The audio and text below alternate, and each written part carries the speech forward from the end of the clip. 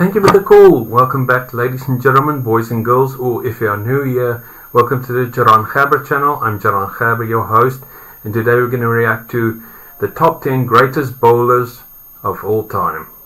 Now, before we start, I would encourage you to like and subscribe to my channel. Check out my social media description below to get access to my full uncut content. Please visit my Patreon, also in the links below. And let's get to the video. Enjoy.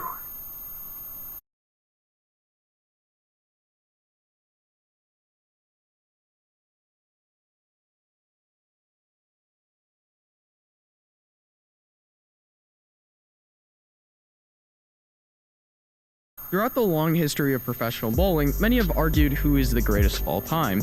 Well, there's many answers, and I think I've summed it down to the top 10 greatest bowlers of all time fairly accurately. I'll be defending each answer as I go along. Alright, let's get into it. Coming in at the number 10 spot, the one and only Tommy Jones. He burst on the scene with a powerful game that helped usher in a new generation of athletes on the lane, and with over 20 PBA titles including a Player of the Year honor, Jones has showed that you can mix power with precision. His explosiveness on the back end, virtually unmatched at his peak. Tommy represents a bridge between the classical game and the modern power era. He's not just a great, he's a game changer. He did a lot for the sport while he was active and winning, and although he hasn't made it onto the show and won in a little bit, he's still been an interesting personality to watch and keep in mind. So he fits pretty snugly in the number 10 spot, not really ahead of anyone, not really behind anyone. And coming in at the number 9 position, we have Parker Bone III, an elegant lefty with one of the smoothest games the sport has ever seen, boasting 30 PBA Tour titles, multiple Player of the Year honors, and a global ambassador for the sport. Parker crossed the generational gap left by the one-handers into two-handers. He also dominated in the older era, which a lot of people consider harder, I consider easier, but no matter which way you swing, he's been great in all eras. Not only that, but his kids show promise as well, so maybe we'll see Brandon Bone or Sydney Bone become famous on the PBWA tours or the PBA tour in the future. But don't leave out Justin Bone because he's just as good as the others.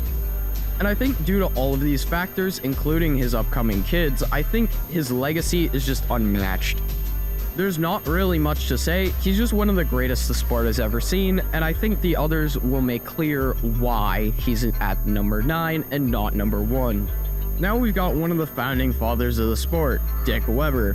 Father to Pete Weber, one of the greatest bowlers of all time, who's also on this list. Dick Weber, throughout his career, managed to gain a whopping 30 PBA Tour titles in an era where bowling on TV was incredibly popular. His classic style, sportsmanship, and influence on the sport just changed eras. And without Dick Weber in the history books, I feel like the sport would be completely different, if not a lot less famous in that era. And coming in at number 7, we have one of the most influential bowlers of all time, Mark Roth. The godfather of power bowling. Before Belmo, before EJ, there was Roth. Cranking revs in a world of strokers, he not only changed the look of the game, but also turned bowling into a high-impact sport. With 34 titles and 4 Player of the Year awards, the man forced the tour to adapt to him. Mark didn't just play the game, he completely rewrote it. He is such a big Hall of Fame legend that he has a pattern that is routinely used. Mark Roth's legacy is captured with the doubles event, the Roth-Holman doubles event, which normally appears sometime around the WSOB, but in this year it was combined with the Illinois Classic. The event features dual oil patterns, one player plays on the left, one player plays on the right, and the score is combined. So each player bowls 5 frames, 5 on the left, 5 on the right. This unique legacy that he has left transcends generations yet again. Just the impact he has had, including his oil patterns, including the event, and just overall what he's done for the game has just completely changed the sport. And that's why he sits at number 7. And now here's where we get to an absolute hot take. Number 6, EJ Tackett. I would argue that out of everyone on this list, this guy is going to end up way closer to number 1 in a few years than we all think. After all, we all saw the rise at Belmo, but we didn't expect it. And with EJ on a similar trajectory, unwilling to waver and just winning titles, we're probably going to see a lot more of him on TV than we probably want to. And that isn't really a bad thing. I feel like we're just going to keep seeing him, he's going to keep improving, and he's going to be even closer to the GOAT status than we all imagine.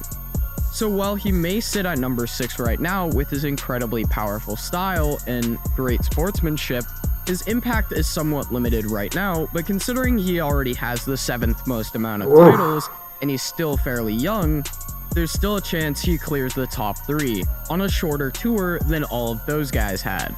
And now we reach the heavy hitters. Number 5, Earl Anthony. The definition of dominance.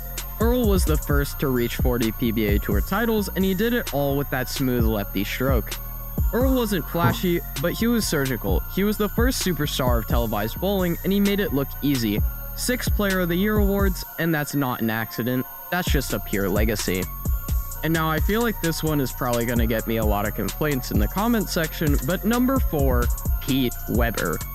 Pete is the son of Dick Weber, and clearly he's left a legacy. Whether you consider that good or bad, I'll let you do the research. But regardless of what you think of him, he's a 37-time PBA Tour champion with 10 majors and more attitude than anyone else in the game. He brought the fire, the flash, and his iconic moments of rage, such as the 2012 US Open win. Pete was electric and backed it up every time he stepped on the approach. And now at number 3, I feel like this one's a little less controversial. We have Jason Belmonte. Jason is the first and only international player on this list, as he has so much dominance, it is crazy.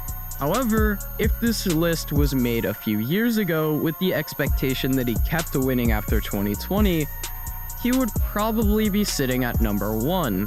However, if you've looked at his singles record recently, he's been making the shows, but he just hasn't won in quite a while. His most recent title was the 2025 Rotholman Doubles, but the last time he won singles was on the 2023 PBA Tournament of Champions. And I think Belmo is impossible to ignore. He introduced two-hand into the sport, and he kept it alive. Sure, there were some that came before him, such as Oscar Palermo, but they didn't quite have the impact that Jason did. All things considered, I think Jason Belmonte is one of the greatest of all time, and whether you have him at 3, 2, or 1, his impact is impossible to ignore. But you'll see why he's only at number 3 in just a second.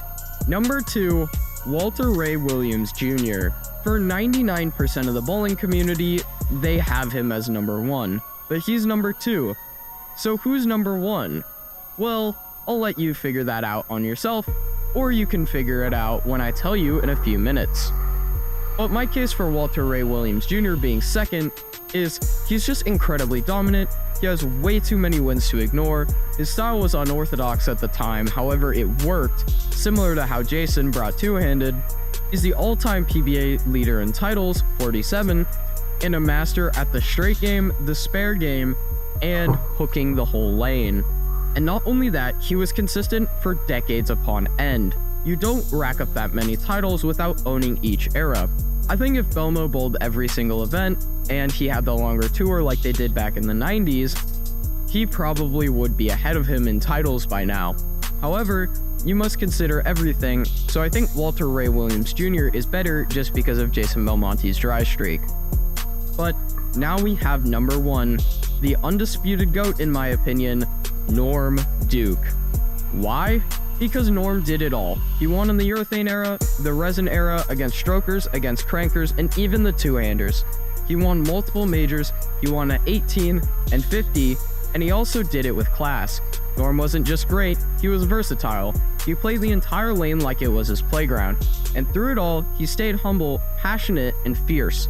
Norm is a total package, and that's why he's the greatest bowler of all time. Not only that, he has left an incredible legacy for all he's done for the sport. He's hosted tournaments, shown up to pro-ams, and has been generally one of the nicest bowlers I have ever met. And I think overall, his legacy is just far too big to ignore. He's so much better in my book than Walter Ray or Belmo just because of his impact, and everyone respects Norm. Everyone loves Norm. While he may be third in titles, he has some of the best games we've ever seen, and he is just one of the best bowlers, period. I don't think there's any argument against him being top 3, and for those reasons, he is the GOAT. So that was the top 10 greatest bowlers of all time. I really enjoyed it. It was so interesting to learn about their careers and the titles that they have achieved. Especially Walter Ray Williams Jr. Seriously, that guy is a legend. I've also played a little bit of tempo bowling here and there, but not seriously, but just for fun. But I wasn't very good. Anyway, if you like this video, please give it a thumbs up. Please subscribe to my channel, my social media. What I have to offer you at my Patreon are cartoons, movies and TV shows. You know where to reach me. And a word of wisdom for today. For every minute you are angry, you lose 60 seconds of happiness. Have a blessed day further, and I'll see you next time. Goodbye.